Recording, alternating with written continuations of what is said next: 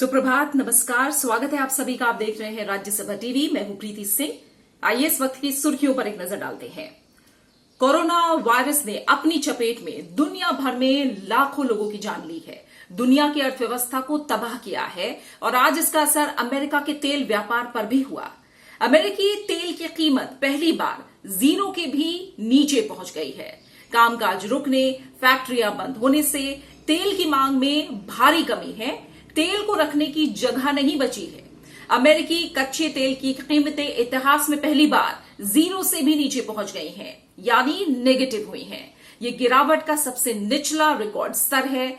कच्चे तेल की मांग घटने और स्टोरेज की कमी की वजह से तेल की कीमतों में ये गिरावट आई है। इस गिरावट के मायने ये हैं कि तेल उत्पादक देश अब खरीदारों को पैसे देकर तेल खरीदने की गुजारिश कर रहे हैं, क्योंकि उन्हें डर है कि अगर तेल नहीं बिका तो स्टोरेज की समस्या भी बढ़ेगी। लॉकडाउन की वजह से दुनिया भर में लोग घरों में हैं। तेल की मांग में कमी की ये एक सबसे बड़ी वजह है। लॉकडाउन लागू होने के बाद से देश में कोरोना संक्रमण की स्थिति में तेजी से सुधार हो रहा है। 23 राज्यों के 59 जिलों में पिछले 14 दिनों में कोरोना का कोई मामला सामने नहीं आया है। गोवा में कोरोना संक्रमण का अब कोई केस नहीं है। वहीं पुदुचेरी के माहे, कर्नाटक के कोडागू और उत्तराखंड के पौड़ी गढ़वाल में पिछले 28 दिनों में संक्रमण का एक भी मामला नहीं आया है। अब संक्रमण के दुगना होने का समय भी बढ़ गया है। वैक्सीन और दवाओं के परीक्षण पर काम चल रहा है। इसके लिए वैज्ञानिकों का एक उच्च स्तरीय कार्यदल गठित किया गया है। भारत G20 देशों के साथ मिलकर वैक्सीन पर काम करेगा। सरकार ने कोविड-19 की स्थिति का आकलन करने और इसको फैलने से रोकने के प्रयासों में तेजी लाने के लिए 6 अंतर मंत्रालय केंद्रीय टीमों का गठन किया है। इसमें दो टीमों का गठन महाराष्ट्र और पश्चिम बंगाल के लिए किया गया है। वहीं एक टीम का गठन मध्य प्रदेश और राजस्थान के लिए किया गया है। ये टीमें लॉकडाउन के उपायों के कार्यान्वयन, आवश्यक वस्तुओं की आपूर्ति, स्वास्थ्य संबंधी बुनियादी ढांचे की तैयारी, स्वास्थ्य कर्मचारियों की सुरक्षा और श्रमिकों, गरीबों के लिए बनाए गए राहत शिविरों की स्थितियों से जुड़ी शिकायतों पर फोकस करेगी। वित्त मंत्रालय ने 15वें वित्त आयोग की सिफारिशों के मुताबिक केंद्रीय करों और शुल्क में राज्यों की हिस्सेदारी की अप्रैल महीने की किस्त जारी कर दी है। वित्त मंत्रालय ने इसके तहत विभिन्न राज्यों को 46,038 करोड़ 10 लाख रुपए जारी किए हैं।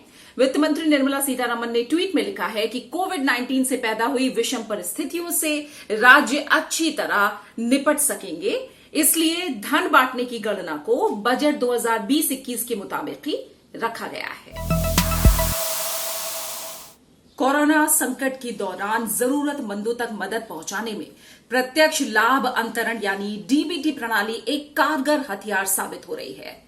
वित्त मंत्रालय के मुताबिक 24 मार्च से 17 अप्रैल तक लॉकडाउन अवधि के दौरान डीबीटी प्रणाली के जरिए देश भर के 16 करोड़ से अधिक लोगों के बैंक खातों में 36,659 करोड़ रुपए से ज्यादा की रकम ट्रांसफर की गई है। सड़क परिवहन और राजमार्ग मंत्रालय ने अपनी वेबसाइट पर NHAI राज्यों और तेल विपणन कंपनियों द्वारा देश भर में उपलब्ध ढाबों और ट्रक की मरम्मत से जुड़ी दुकानों की सूची वाला डैशबोर्ड लॉन्च किया है। इसके जरिए आवश्यक वस्तुओं की आपूर्ति में लगे ट्रक और कार्गो चालकों को मदद मिलेगी। सरकार नियमित रूप से तेल विपणन कंपनियों और विभिन्न हितधारकों के साथ संपर्क में है और इसे मंत्रालय की वेबसाइट पर अपडेट किया जा रहा है। वहीं ढाबों और मरम्मत की दुकानों की जानकारी देने के लिए NHAI ने केंद्रीकृत कॉल नंबर 1033 यानी 1033 जारी किया है। इस पर भी जानकारी मुहैया कराई जा रही है। 27 दिनों से जारी देशव्यापी लॉकडाउन में आंशिक ढील के बाद राज्यसभा सचिवालय ने कल अपना कामकाज दोबारा शुरू कर दिया। उपराष्ट्रपति एम वेंकैया नायडू ने ट्वीट करके अधिकारियों को निर्देश दिया है कि लॉकडाउन के दिशा निर्देशों का पूरी तरह पालन किया जाए। उन्होंने कहा कि सिर्फ ऐसे महत्वपूर्ण काम जिन्हें लंबित नहीं रखा जा सकता है, उन्हें ही अतिरिक्त स्टाफ लगाकर पूरा किया जाए। उपराष्ट्रपति ने कार्यस्थल, वाणिज्यिक या व्यावसायिक स्थानों पर संक्रमण को फैलने से रोकने के लिए सभी जरूरी सावधानियां बरतने की अपील की है। वहीं सेक्रेटरी जनरल देश दीपक वर्मा ने वीडियो कॉन्फ्रेंसिंग के जरिए बैठक करके आवश्यक निर्देश जारी किए। तेलंगाना के मुख्यमंत्री के चंद्रशेखर राव ने राज्य में लॉकडाउन को 7 मई तक बढ़ाने का ऐलान किया है। उन्होंने अधिकारियों को लॉकडाउन को सख्त तरीके से लागू करने का निर्देश दिया है। मुख्यमंत्री ने राज्य में फूड डिलीवरी ऐप के संचालन की अनुमति भी नहीं दी है। तेलंगाना में अब तक 800 से ज्यादा संक्रमित मरीजों का इलाज किया जा रहा है। ऐसे में सरकार इसे लेकर सख्त हो गई है। देश भर में आज सिविल सर्विस डे मनाया जा रहा है। हर साल 21 अप्रैल को सिविल सर्विस डे मनाया जाता है। सिविल सर्विस देश की सरकार की पब्लिक एडमिनिस्ट्रेशन के प्रति जवाबदेह होती है। उपराष्ट्रपति ने इस मौके पर अपने संदेश में कहा है कि राष्ट्र को कोविड-19 संक्रमण से निपटने में निष्ठापूर्वक प्रयासरत सभी सिविल सेवा के अधिकारियों, उनके सहयोगियों, हमारे स्वास्थ्य, पुलिस और स्वच्छता कर्मियों का अभिनंदन करता हूं और देशवासियों की तरफ से आभार व्यक्त करता हूं। इसी के साथ सुर्खियों में फिलहाल इतना ही। नमस्कार।